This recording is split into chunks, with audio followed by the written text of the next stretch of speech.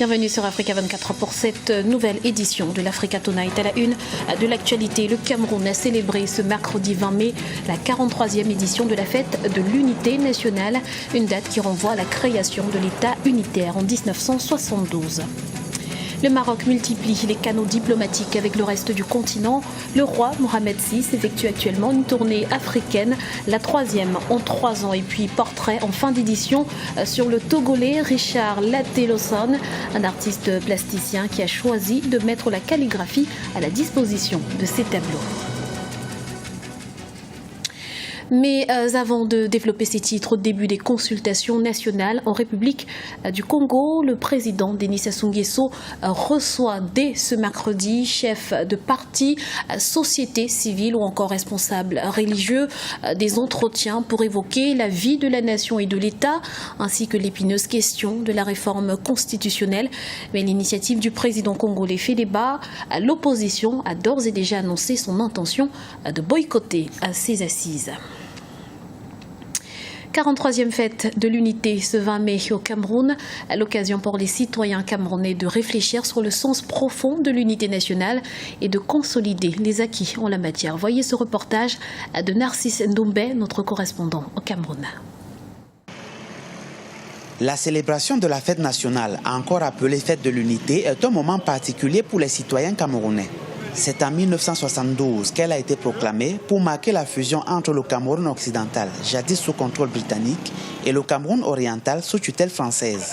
43 ans après, les Camerounais de tous bords manifestent toujours la même volonté de vivre ensemble. C'est la fête, n'est-ce pas, qui remet, n'est-ce pas, tous les Camerounais à l'unisson, parce qu'on parle bien de l'unité. C'est celle pour laquelle nous avons été unis et pour laquelle nous pensons, n'est-ce pas, à faire d'un Cameroun, un Cameroun uni et indivisible. C'est un signe de fer de lance pour la jeunesse et c'est un signe de permettre aux jeunes de perdre leur conception de division. Malgré cette volonté affichée de vivre ensemble, de nombreux facteurs tendent à fragiliser cette unité, selon certains citoyens. Les obstacles à l'unité nationale, c'est d'abord le tribalisme d'État. C'est plutôt aussi l'expression d'une élite qui est plus préoccupée par ses intérêts que par la mission qui se veut historique de sortie de la colonisation. Nous avons la corruption, ça c'est l'obstacle majeur, la grande obstacle de la corruption, de l'unité, de la corruption au Cameroun. La 43e édition de la fête de l'unité est célébrée ce mercredi 20 mai sous le thème « Forces de défense en synergie avec les forces vives de la nation pour relever les défis sécuritaires et préserver la paix au Cameroun et en Afrique centrale ». Macky Sall, nouveau président en exercice de la CEDEAO, la Commission économique des États de l'Afrique de l'Ouest. Le chef de l'État sénégalais a été élu ce mardi à l'issue du 47e sommet de l'organisation ouest-africaine à Accra, au Ghana. Il prend donc la tête de l'institution pour 1 an et les défis s'annoncent nombreux. On écoute à ce propos Mohamed Ly, président du think tank à Lipodé. C'est une très bonne nouvelle pour le Sénégal. C'est d'abord un honneur qui a été fait à ce pays et au leadership du président sénégalais. Maintenant, être le président en exercice de la CEDEAO le met en plus devant d'autres défis, des défis communautaires qui, je pense à la sécurité, nous pensons aussi aux défis en termes d'emploi, en politique monétaire et autres. Donc il attend beaucoup de défis, en plus des défis devant lesquels il est déjà en tant que président du Sénégal.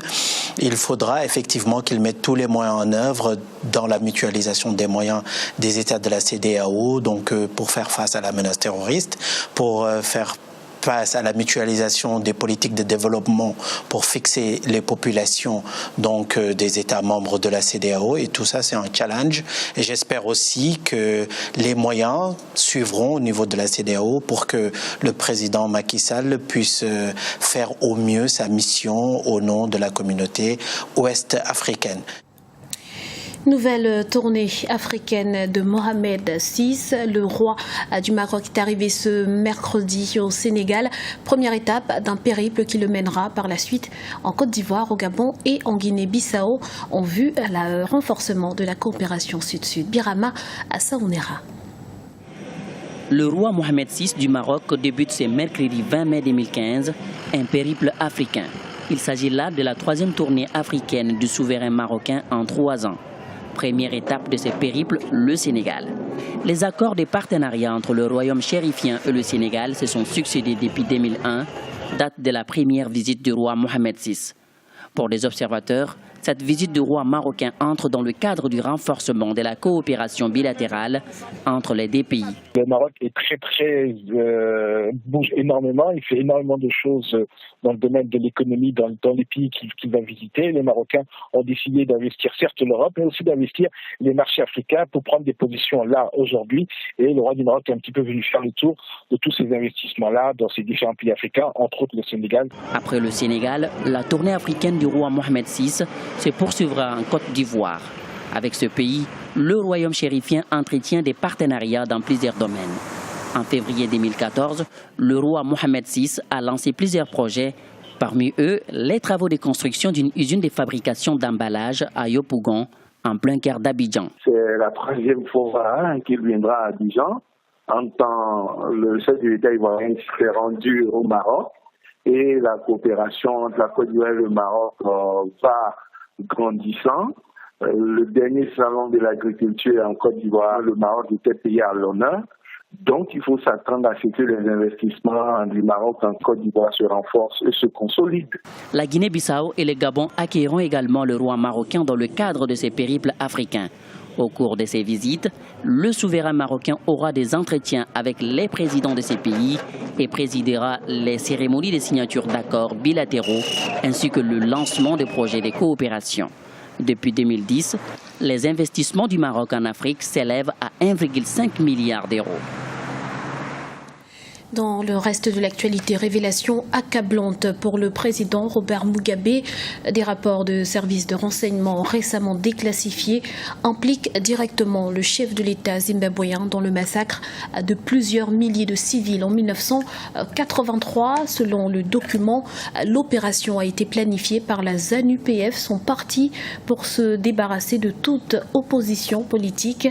À noter que le président Mugabe a toujours rejeté toute responsabilité dans cette affaire. Culture à présent, l'art évolue et il faut pouvoir s'y adapter pour être plus compétitif. C'est conscient de cela que l'artiste plasticien togolais Richard Latte-Lawson s'est singularisé par la subtile association qu'il fait de la peinture et de la calligraphie. Son portrait avec Ebe Fakofi.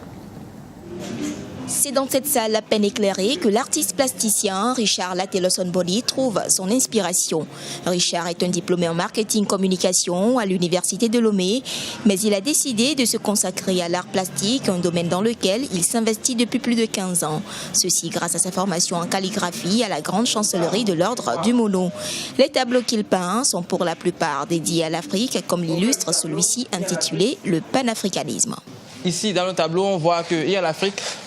Et dans l'Afrique, il y a les Africains qui s'évertuent à travailler tous les jours. Mais malheureusement, ils n'ont pas le bonheur. On sent que tout ce qu'ils font, ça va quelque part. Il y a des lignes blanches qui sont de l'Afrique vers l'extérieur. Et on ne sait pas comment y remédier. Donc je me pose une question. Comment est-ce qu'on peut faire pour sortir de l'ornière ? Aujourd'hui, le jeune artiste de 28 ans mène des réflexions un peu plus poussées. Et quand il décide de prendre sa plume, c'est pour aborder des sujets liés à la destruction de la nature par l'homme. J'embrasse encore plus l'environnement. Parce que nous avons une nature que nous exploitons excessivement, mais disons, ce que nous relevons, nous ne le remplaçons pas. Donc je vois qu'il y a un déséquilibre entre ce que nous prélevons de la nature et ce que nous apportons à la nature. Et vous verrez que dans cet tableau, vous verrez des moisissures des champignons qui sont des éléments microbiologiques que nous ne connaissons pas. Sur la toile, les œuvres de l'artiste sont bien appréciées au point où il est sollicité par des écrivains pour certaines illustrations. C'est le cas de l'ancien Premier ministre et écrivain Joseph Kokou Kofigo. Je l'ai choisi pour illustrer mon 4e recueil de poèmes qui s'appelle Libation. Je peux vous montrer même l'illustration qu'il a faite, où on voit 2 mains prendre une jarre ou une calebasse à l'africaine et verser le contenu de la calebasse par terre. En dépit de ses nombreuses sollicitations, Richard Latelosonbody vit beaucoup plus de la calligraphie que de l'art plastique, qui demeure pourtant sa passion. Son rêve, exposé partout dans le monde et être une icône pour l'Afrique. C'était le journal de la rédaction. Nous vous remercions pour votre fidélité. Retrouvez dans un instant une nouvelle édition de l'information sur Africa 24.